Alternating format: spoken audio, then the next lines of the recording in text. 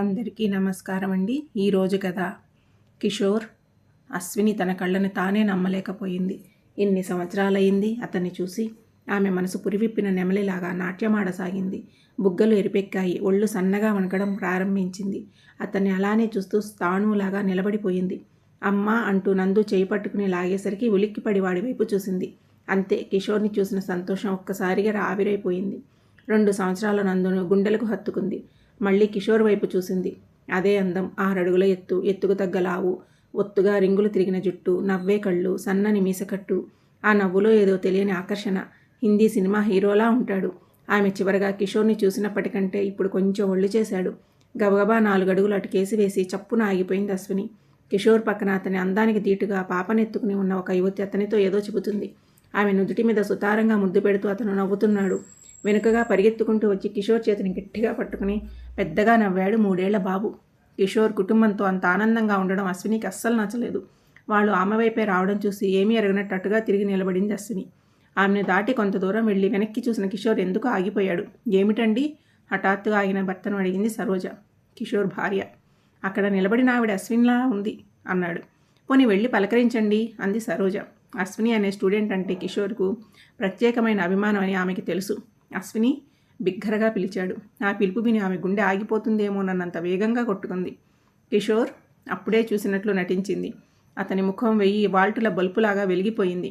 పరుగులాంటి నడకతో వెళ్ళి ఆమెకు shake hand ఇవ్వబోయి చేతిలో ఉన్న బాబుని చూసి ఆగిపోయాడు. అశ్విని, ఎంతకాలమైంది నేను చూసి. ఎలా ఉన్నావు? ఎక్కడ ఉంటున్నావు? కాలేజీ నుండి వెళ్ళిన తర్వాత మళ్ళీ నీ విషయాలు తెలియలేదు. కానీ నేను మాత్రం నీ గురించి నా స్టూడెంట్లందరికీ చెబుతాను. హుషారుగా చెప్పుకుపోతున్నాడు అతను. నా గురించా? ఆమె మాట పూర్తి కాకుండానే, అవునండి, మీరు ఎంత చలాకీగా ఎంత తెలివిగా ఉంటారో ఇప్పటికీ రోజుకు ఒక్కసారైనా చెబుతారు అంది అక్కడికి చేరిన సరోజ నవ్వుతూ. ఈమె నా భార్య సరోజ. వీడు రాజేష్.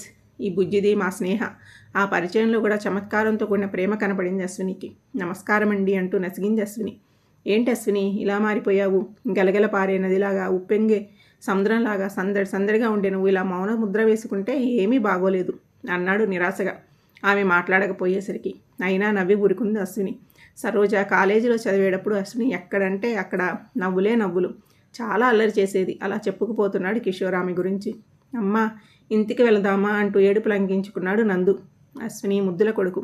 ఉండరా నాన్న, మీ అమ్మ చాలా కాలం తర్వాత కనపడింది. కొంచెంసేపు మాట్లాడుకొని నందు బుగ్గబట్టుకు లాగాడు ముద్దుగా. లేదు కిషోర్, వాడికి ఆకలి వేస్తుందనుకుంటాను. మరోసారి తీరికగా కలుద్దాము అంటూ తన ఫోన్ నెంబర్ అతనికి ఇచ్చి వాళ్ళ నెంబర్ తీసుకుంది. సరే, కారులో డ్రాప్ చేయమంటావా అడిగాడు. వద్దు, నాకు కారు ఉంది. సరోజకు వెళ్ళొస్తానని చెప్పి అక్కడి నుండి బయలుదేరింది. కారులో కూర్చుని వాళ్ళని చూసింది. కిషోర్ బాబునెత్తుకొని సరోజ భుజం చుట్టూ చేయి వేసి ఆమెతో ఏదో చెబుతున్నాడు. ఆమె అతని ముఖంలోకి నవ్వుతూ చూసి సిగ్గుపడింది. ఆ దృశ్యం అశ్వినిలో అలజడి రేపింది. ఇంటికి చేరేసరికి నందు కారు సీట్లోనే నిద్రపోయాడు. వాడిని నిద్రలేపి బలవంతాన 4 ముద్దలు తినిపించి పడుకోబెట్టింది. ఆ రాత్రికి ఆమెకు ఏమీ తినాలనిపించలేదు. తప్పు చేశానేమోనన్న భావన ఆమెను వేధించసాగింది. నిద్ర పట్టడం లేదని అలమరలో ఉన్న ఆల్బమ్ తీసి ఒక్కొక్క ఫోటో చూడసాగింది. కాలేజీ ఫోటోల్లో అతి ఇష్టంగా పెట్టుకున్న కిషోర్ ఫోటో ఆమెను చూసి నవ్వినట్లు తోచింది. ఎంత అందంగా ఉన్నావు కిషోర్ అనుకుంది మనసులో. అతని ఫోటోనే చూస్తుంటే ఆమె హృదయం గతంలోకి ఎగిరిపోయింది. కిషోర్ సార్ అంత అందగాడు ఈ ప్రపంచంలోనే ఉండడు. అప్పుడే క్లాసులోకి అడుగుపెట్టిన కొత్త లెక్చరరు కిషోర్ని చూసి అశ్విని చెవిలో గుసగుసలాడింది లావణ్య.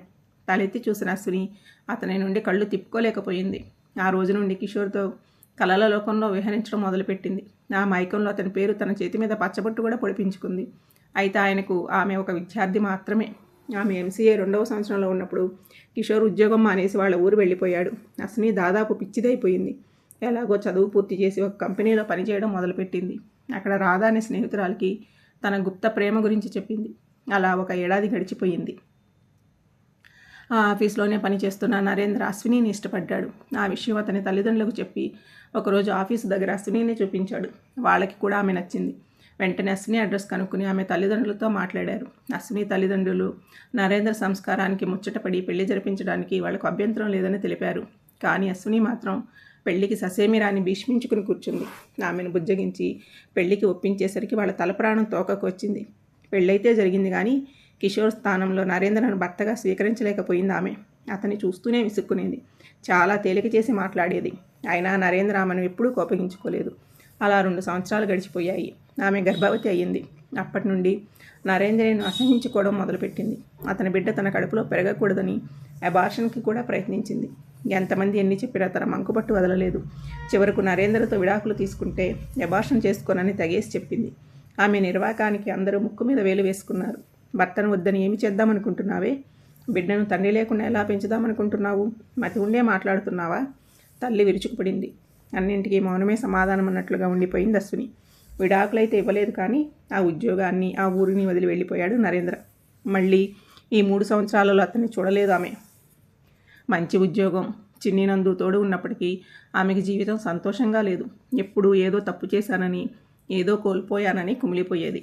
నందు పడకలో కదులుతూ ఉంటే ఆలోచనల నుండి బయటపడి వాడి దగ్గర పడుకుంది. ఎప్పటికో కానీ నిద్ర పట్టలేదు ఆమెకు. ఎరుపెక్కిన కళ్ళతో, వడిలిన ముఖంతో నీరసంగా వస్తున్న అశ్వినిని చూసి విషయం ఏంటని అడిగింది రాధ. రాత్రి కిషోర్ని చూసిన సంగతి, ఆయన జీవితంలో ఎంత సంతోషంగా ఉన్నాడో చెప్పకూడదనుకుంటా అని చెప్పింది. తన బతుకుని అనవసరంగా చేజేతులా పాడు చేసుకున్నందుకు పశ్చాత్తాపడింది. కన్నీరు మున్నీరుగా ఏడుస్తున్న అశ్వినిని ఓదార్చడం రాధ వల్ల కాలేదు. ఆ వారం నిస్సత్తుగా, భారంగా గడిచింది. కొన్ని రోజులు సెలవు తీసుకుని ఎక్కడికైనా వెళ్ళినమ్మని సలహా ఇచ్చింది రాధ. నందుతో ఊటీ వెళ్ళింది అశ్విని. హోటల్లో అడుగు పెడుతూనే అటుగా వెళుతున్న నరేంద్రని చూసి అదిరిపడింది. అతను వాళ్ళని చూడలేదు, కానీ నరేంద్ర అక్కడేమి చేస్తున్నాడో అర్థం కాలేదు ఆమెకు. 2 రోజులు అతన్ని తప్పించుకుని తిరిగింది. తర్వాత రోజు నరేంద్ర స్విమ్మింగ్ పూల్ దగ్గర కూర్చుని ఉన్నాడు. డాడీ, నా పేరు నందు అన్న మాటలు విని ఉలిక్కిపడి తిరిగి చూశాడు నరేంద్ర. నందు వెనకనే అశ్విని నిలబడి ఉంది. అశ్విని, ఎలా ఉన్నావు? ఆత్రంగా అడిగిన అతని గొంతులో ఇదివరటి ప్రేమ వినిపించింది ఆమెకి. ఆ మాటల ఆప్యాయతకు తనను తాను సంభాళించుకోలేకపోయింది. అతని చేతుల్లో వాలిపోయి, ఏమండి, నన్ను క్షమించండి. చాలా తెలివి తక్కువగా ప్రవర్తించాను. నేనేమి కోల్పోయానో నాకు అర్థమయ్యింది.